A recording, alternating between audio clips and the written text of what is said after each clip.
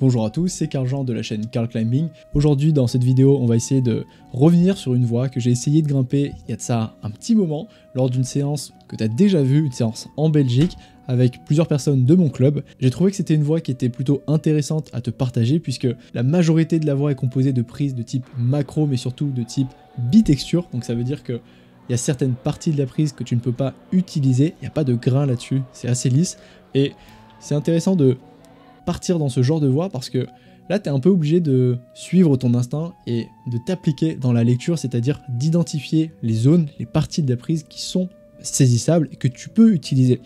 Donc au niveau de la cotation, on ne sait pas, et pour être honnête avec toi, puisque c'était la voie de...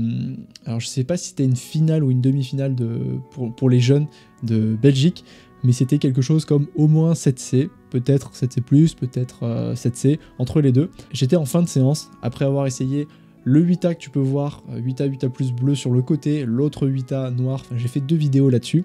J'ai pas de vue à la première personne, la GoPro m'avait lâché. Enfin bref, je me suis dit que ça faisait longtemps que j'avais pas fait ce format, surtout que là je viens de te parler de quelque chose d'un peu plus lourd, de test physique. J'ai fait la première partie, je suis en train de monter la deuxième partie, et cette vidéo comme ça, elle fait office de transition, de trucs un petit peu plus légers, simples, efficaces.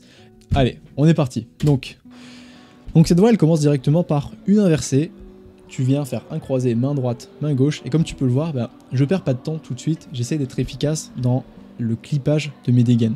En fait, bien souvent, on fait toujours cette erreur d'attendre, de pouvoir clipper la dégaine le plus vite possible, alors que finalement, si on montait un tout petit peu plus haut, on pourrait atteindre une prise qui est meilleure pour pouvoir clipper. Donc là, à la troisième dégaine, j'utilise un pied-main talon pour pouvoir relancer. Ici, j'ai bien identifié, tu vois, qu'il y avait une prise main gauche et une meilleure au-dessus. Forcément, ce que je vais faire, c'est l'utiliser. Je savais que cette prise-là n'était pas super bonne, mais en fait, elle me permettrait d'aller plus haut et qu'à partir de ce volume X, la voie allait être beaucoup plus difficile. On commence à prendre de sérieuses réglettes. Donc là, je suis en train de gainer très très fort toute la chaîne musculaire pour pouvoir clipper entre la réglette main gauche et la main droite. Et ici, on a, je pense, certainement un jeté supposé. J'avais de la chance d'être un peu plus grand que forcément les jeunes pour qui la voie a été designée. Je m'en suis sorti tout simplement avec un très bon talon et j'ai croisé. Heureusement pour moi, la voie et surtout la prise là est un bac, donc j'ai pu me refaire. Et surtout, j'ai pu essayer de confronter ma lecture du sol, ma lecture au sol, à la suite de la voie.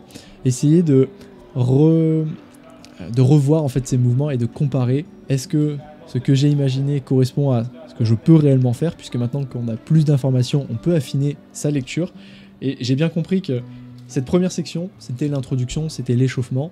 Je pense pas que ce soit plus dur que 7A, 7B, peut-être on a ce mouvement crux. Par contre, la suite, ça devenait directement quelque chose de sérieux. Là, la pince, par exemple, main gauche, elle est pas bonne du tout, elle est vraiment horrible. Je sais qu'il faut pas perdre de temps, je prends la main droite, je suis vraiment pas bien.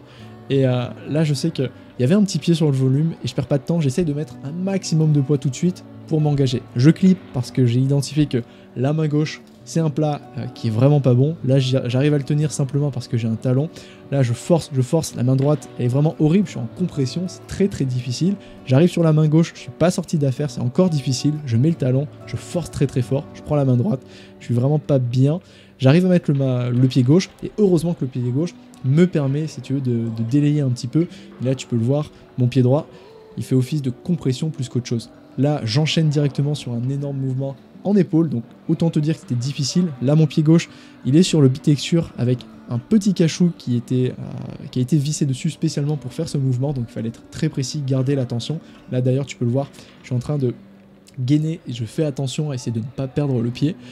Je clip le plus vite possible parce que bien que la position soit délicate à tenir, c'est-à-dire que ça me demande énormément de gainage, j'arrive à me refaire et de toute manière, surtout, la suite de la voie est vachement exigeant. J'ai vu encore une fois la prise, si tu veux, c'est une deuxième pause. On a eu la première section avec le jeté, la deuxième section que je viens de finir, et là on arrive à la troisième section de la voie qui clairement passe encore vers un niveau supérieur, un niveau de difficulté plus haut. Là ici je l'avais pas vu tout de suite, mais il y a un petit volume qui me permet, tu vois, de faire une lolotte et de ramener sur ce plat qui était vraiment pas bon, et surtout de délayer un tout petit peu avant d'engager, parce que là je viens de lâcher le pied, j'ai pris une porte, c'était vachement difficile. Là je croise, je suis pas bien, je prends la main gauche, je serre. Je sais que si je veux m'en sortir, il faut sortir les pieds, j'arrive sur la main droite, et monter les pieds, tu vois, ça devient très dur parce que je commençais à avoir les bouteilles, je mets le talon, tant bien que mal, je suis en train de dauber, ça se voit, tu vois, j'ai les bouteilles clairement. Je relance, j'arrive sur le plat infâme, et j'arrive pas à le valoriser, je n'ai plus de pince. Là, clairement, je manquais de rési pour la fin de cette voie, j'étais trop fatigué. Là, je repars tout de suite, donc tu vois, l'image a un peu changé parce que j'ai dû retravailler la colorimétrie, il y avait trop de contre-jour. Donc tu vois le gros mouvement, j'ai pris la pince, il fallait vraiment ressortir sur le volume, et quoi qu'il arrive, je pense que j'aurais jamais fait ce mouvement daubé, mais je suis reparti en à peine 1 minute de pause, je t'ai juste zappé ça. Là, finalement, je me rends compte que la voie n'est pas finie, je prends une réglette, j'ai la macro à droite, et puis je m'aperçois qu'il y a un petit pied à droite, je me demandais à quoi est-ce qu'il peut me servir, et en fait, tu es obligé d'utiliser le talon pour prendre une épaule, monter le pied droit, c'est beau, retirer ce talon pour renvoyer main droite, exactement ce que je viens de faire là. Donc clairement, c'était une voie qui était faite et qui a été tracée pour faire tomber les compétiteurs avec un dernier move.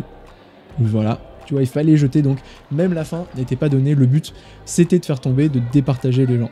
Donc j'aurais pu peut-être la faire à vue en début de séance, mais en fin de séance, c'était trop difficile. Clairement, si tu veux, pour moi, ça a été la dernière voie de ma séance, et après j'ai arrêté. Il me semble que je suis même parti dans du 6C et 7A, et même le 6C, il y a un 6C violet, on le voit pas, mais qui est dans le dévers. J'ai failli me la coller tellement j'étais fatigué après. Parfaite danse. Vraiment, même si je l'avais eu, j'aurais pas eu la force de croiser. C'est quoi la côte? Je sais pas. Donc c'est exactement ce que je dis. J'aurais pas eu la force en fait de croiser, c'était trop difficile pour moi. Je pense que je l'explique bien à la caméra. Tu sais, il y a l'épaule là où j'ai délayé, et dès que tu attaques la partie noire, rouge pardon, là t'es quasi un gros 7C plus, et les derniers moves c'est du move de 8 largement. Mais parce que t'en as pas tout le temps, tu peux pas mettre 8. Mais je pense que bon 7C, 7C plus largement. Bah voilà, j'avais dit 7B parce que je suis vraiment insolent. Non mais 7B, je pense que oui, jusque là où t'as été. Et la fin rouge, c'est monstrueux. Mais c'est beau, les moves sont classe. Donc c'est ce que je disais, en fait les mouvements tendent de plus en plus vers une difficulté qui est proche du 8. Clairement les derniers mouvements s'apparentent à du 8, on était dans le 8 à la fin, sauf que, comme je l'ai dit, puisque toute la voie ne correspond pas à cette intensité et que c'est seulement une portion de la voie, donc la fin pour pouvoir faire tomber des gens, on peut pas en fait attribuer 8 ou plus, tu es obligé de faire un peu une moyenne, d'où la cotation je pense qui était aux alentours de 7 et 7 et plus. En tout cas, c'était clairement difficile à enchaîner. Là tu m'as vu d'en bas, mais j'ai mis l'épaule, remonter le pied, prendre la pince et envoyer en jeté, ça c'était canon. Et tu vois bien que c'est fait pour éliminer, parce que quand t'es trop juste, t'as pas le jus d'envoyer. Voilà, je filme tout, toute la scène. Dur hein, cette voie, dur d'enchaîner. Mais c'était beau, hein. Belle voie, mais vraiment type compète. Type compète, plus tu montes, plus c'est difficile, et c'est pas cadeau. Et donc voilà, on va se quitter sur ces paroles. C'était une vidéo un petit peu rapide, un petit peu éclair. Ça te donne toi ta dose d'escalade, je dirais un petit peu d'analyse. Moi c'est un format que j'affectionne particulièrement. J'ai encore quelques vidéos, notamment d'extérieur, à te partager. Je pense à cette B7C et peut-être un 8 quelque chose. Je n'en dis pas plus, je garde ça sous le coude, on en reparlera. D'ailleurs, si le sujet de la progression est quelque chose qui t'intéresse, sache que je propose des services de coaching qui peuvent t'aider dans ta progression. Pour ça, il suffit simplement de me contacter par DM sur mon Instagram Betagrimpe ou bien directement à l'adresse mail carljeanpro@gmail.com. Le lien est dans la description. Vous avez été nombreux à me solliciter depuis mon annonce dans la dernière vidéo. Il ne reste que 5 places et après je serai complet, je ne pourrai plus prendre personne. En tout cas, quoi qu'il arrive, si jamais vous me contactez sur Instagram, je me ferai un plaisir de vous répondre. Et moi je te dis à la prochaine. On se retrouve pour la deuxième partie des tests, cette fois-ci celui à 80% et celui à 60%, ce qui va me permettre enfin d'avoir une image complète de mon profil, de ce que je suis capable de faire ou pas, et on va pouvoir enfin démarrer cet arc de training / planification. Je te souhaite bon entraînement, de bien forcer, mais surtout de ne pas te blesser. Je te dis à la prochaine, ciao.